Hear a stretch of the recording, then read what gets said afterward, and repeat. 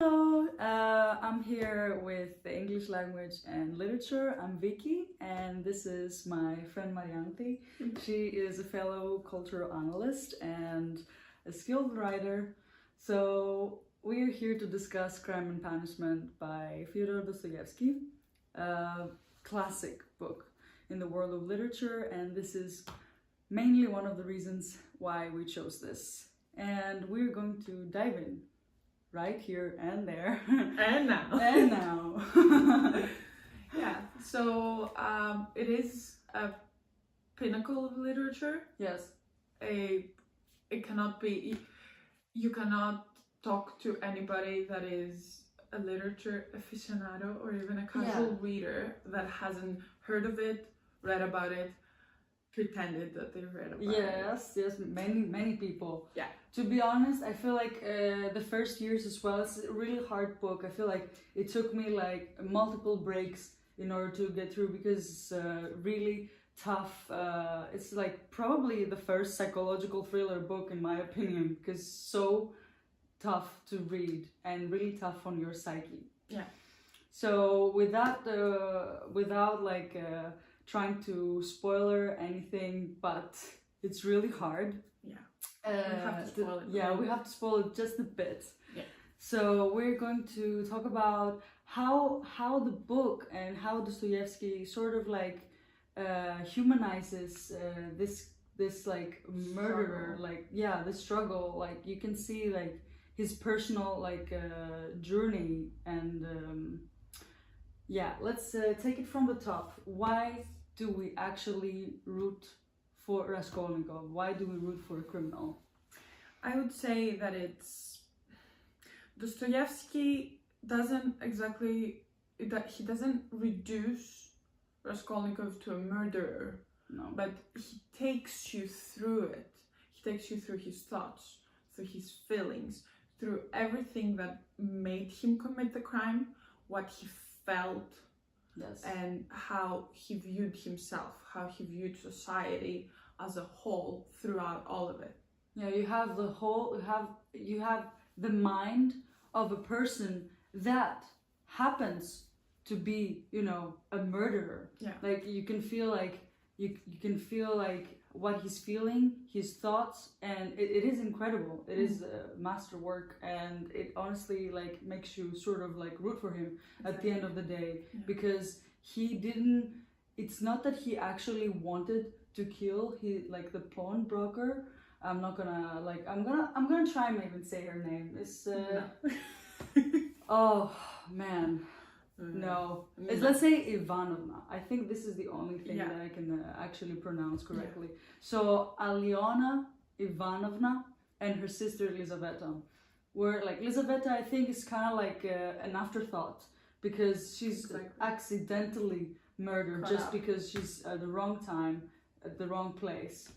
And it's also like you can also feel like Raskolnikov doesn't want to kill her. It's just that he has to. After you cannot leave any witness behind. And it's also really interesting to see how he descends to madness, his whole fall from grace through reading through page by page. You see him slowly disintegrating into a shell of himself that goes through all of the grief of the self after losing it, and the guilt eats him alive by little.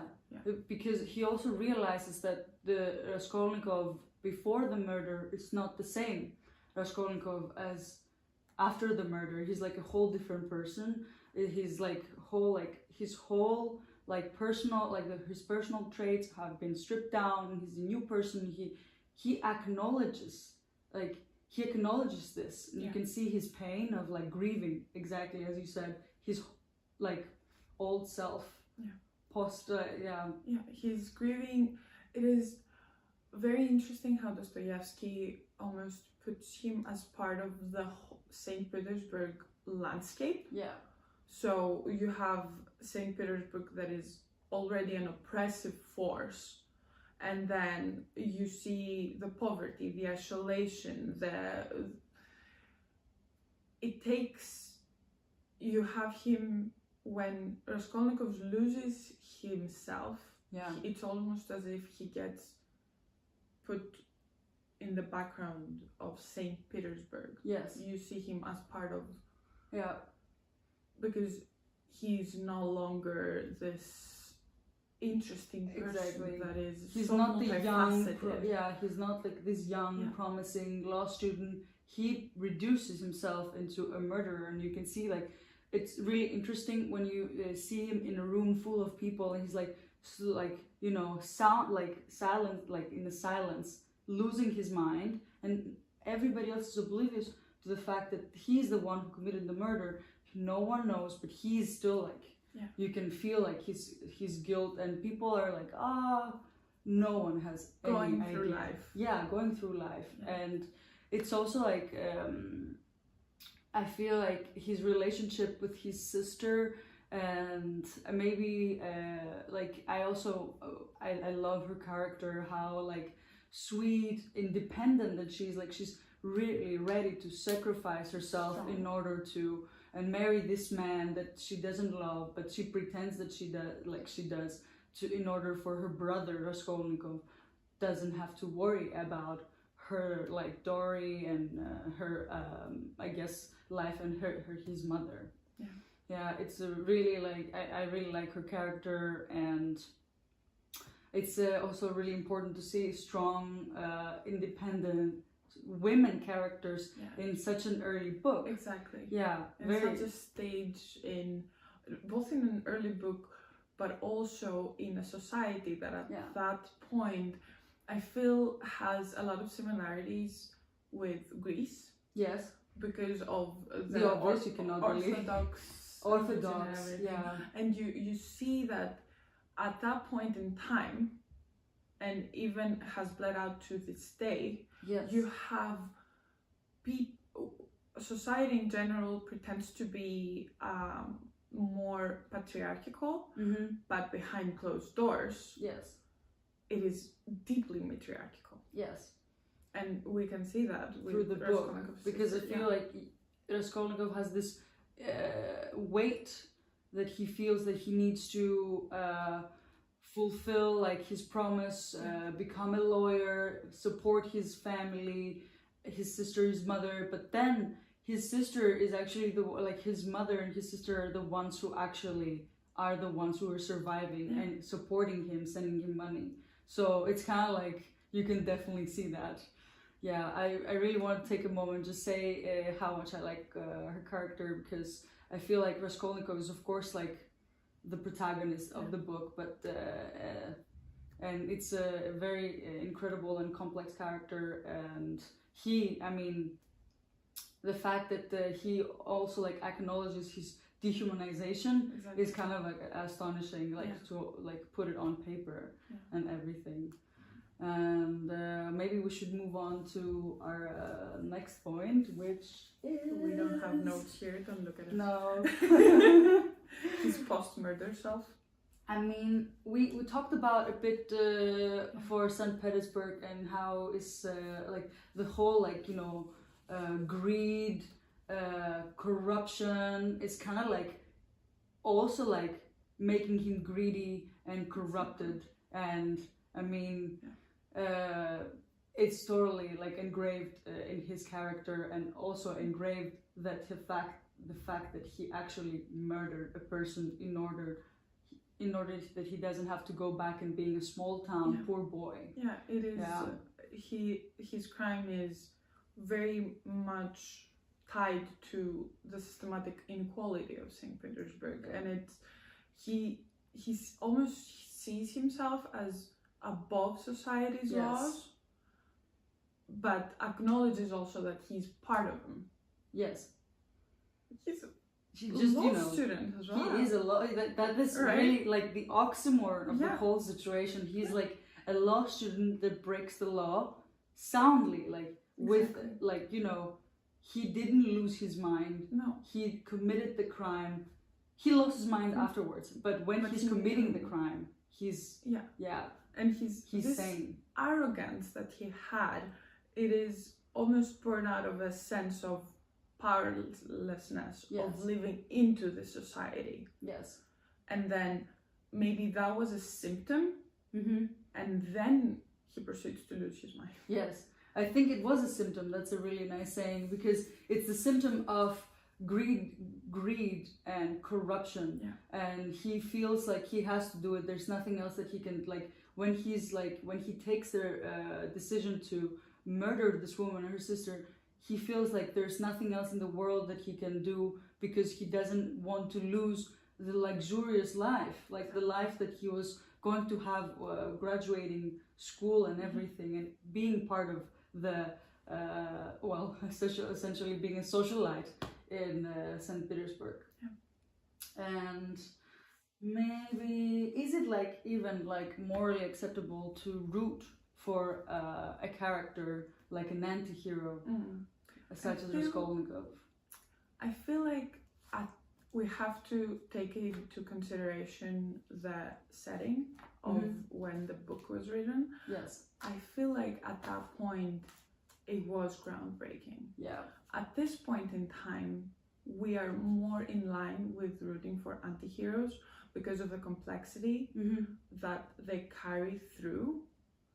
And we, as people, as individuals, see ourselves as complex people. Yes. And the only way to really be be able to relate to a character, it is if they are also complex. Yes. And maybe if they make us feel a little bit as better people. That's a really good point. Yeah. You know, I feel like it's always easier to it's always easier to sympathize and root for complex characters, because sometimes the way the heroes of the story are written, they're not that interesting. They're flat. Yes. Sometimes you want to see flaws in a character because everybody has flaws, and you love the depiction. You love that the writers are acknowledging the fact that people are flawed and no one is perfect. No one wakes up with perfect hair. No one is like, only has positive feelings. You love a character that actually embraces that side of themselves. Yeah, and maybe it is, you see, fictional characters are almost like idealistic. So to be able to see that if they acknowledge the darker side that they have, maybe my less dark innate features can shine through, and it will be accepted. You feel like sort of like by proxy acceptance when you read about a character. That feels like it hits too close to home. I mean, no one is going to the extent of murder a person, but some people do. Some people do. But reading a book. Can you imagine like reading a book and then you get the idea? I mean, I feel like that must have done must have been in the past. Somebody at some point has probably read Crime of Punishment and like, oh yeah, I can do that. But no, I feel like this is I feel like this is not the point of the book. No. And maybe we should also like talk a bit about Sonia.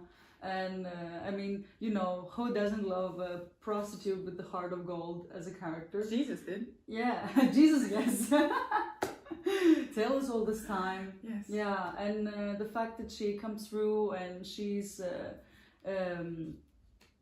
the daughter of Marmeladov, and I mean, we're introduced to his character, and you almost like feel really sorry for him. Yeah.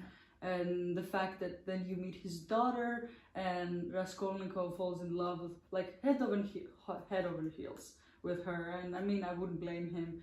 It seems like Sonia, since the beginning, was willing to love him unconditionally, no matter what. Yes, and that's really beautiful to see in any case. Yeah.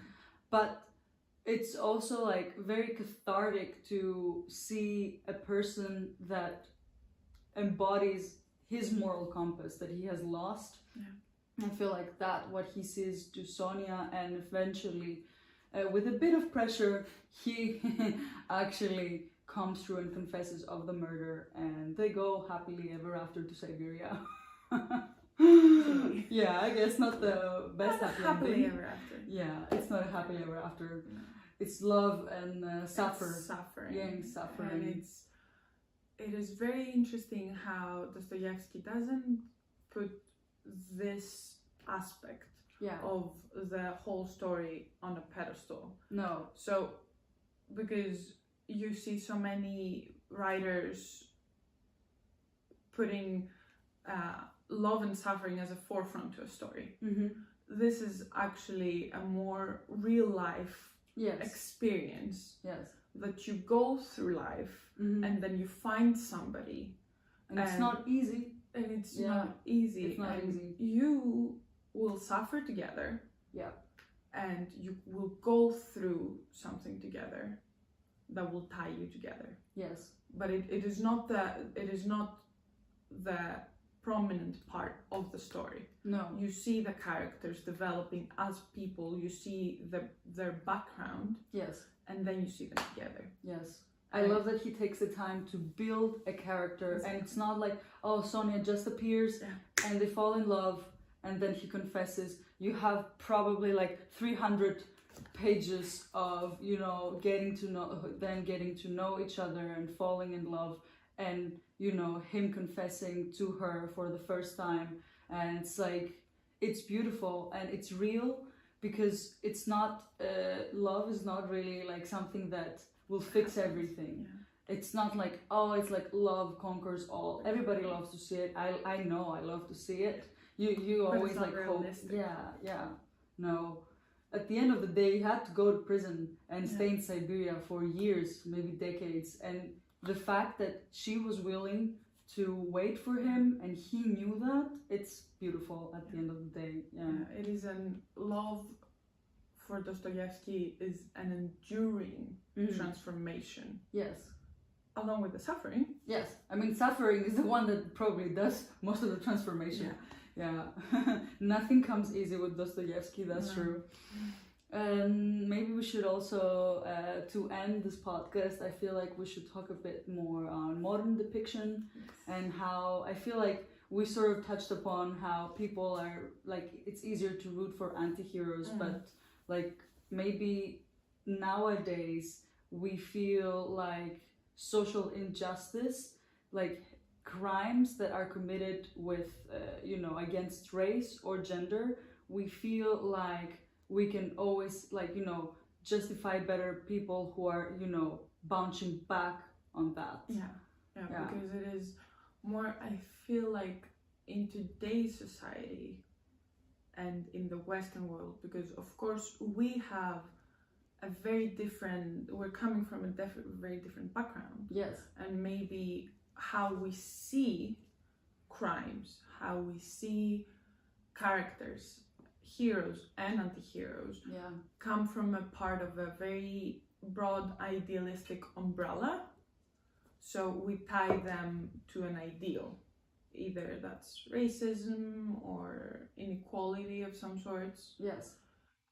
You have morally grey characters that you cannot relate to from the aspect of morality or their background, but you almost see them as society's products. Yes.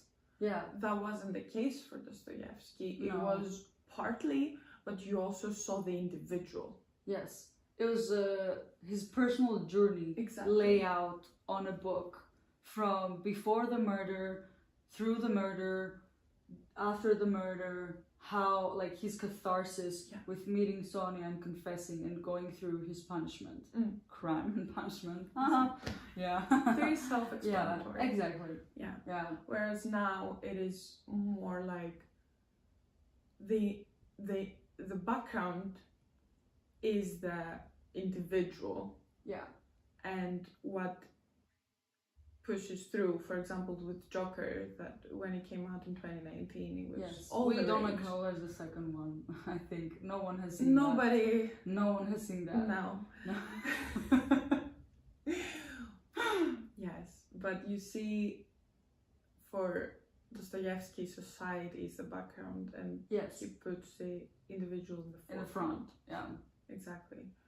You have Joker, you have Breaking Bad. Breaking Walter Bad, White. yes. I mean, who doesn't love like his character? I feel like you sort of feel like he is probably alive for the first time when he's bad, you know, like he loves to be bad. I feel like he has found his person after, I don't know, 40-50 years of already living.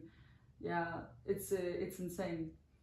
But that's what makes a good story, you know. Exactly. Who doesn't love a complicated character, flat character? I feel like what I read and I found like so interesting is like for Gossip Girl, for example, like I know Serena van der Woodsen. I mean, I love her anti-hero. She's supposed like, yeah, I love that they wrote the show, the book, and Serena van der Woodsen is the hero, and Blair Waldorf is supposed to be the anti-hero. Everyone at the end of the day roots for Blair because she's the one who makes, you know, stuff happen.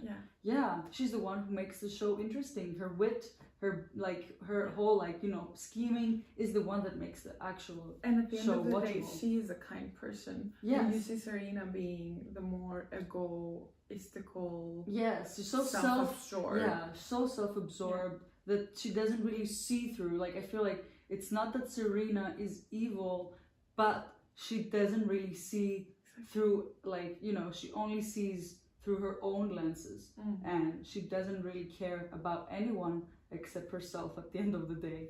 Yeah, so like maybe some real life events, because I feel like Menendez brothers are so big right now with the Netflix show and the documentary. Being acquitted. Yeah, them being acquitted finally after all these years.